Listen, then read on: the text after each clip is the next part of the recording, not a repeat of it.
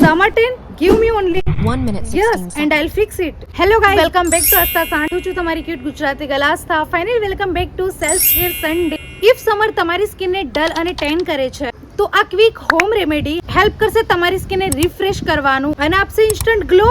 Okay, તો first આપણે લઈશું બેસન, ધેન આપણે એડ કરીશું રાઈસ ફ્લાવર, ધેન આપણે એડ કરીશું લિટલ ટર્મિક એન્ડ લાસ્ટ આપણે એડ કરીશું દહીં.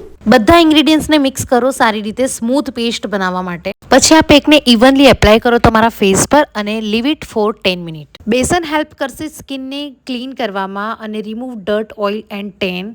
રાઈસ ફ્લાવર હેલ્પ કરશે સ્કિનને બ્રાઇટ કરવામાં. ટર્મિક હેલ્પ કરશે reduce tanning, calm the skin and add natural glow. અને કર્ડ સ્કિનને કરશે fresh.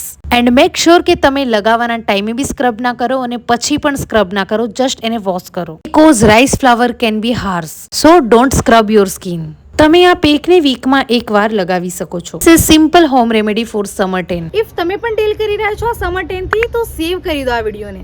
And yes, don't forget to like, share and subscribe to Aastha સાટ for more skin care tips. And yes guys, bye, take care and thanks for watching.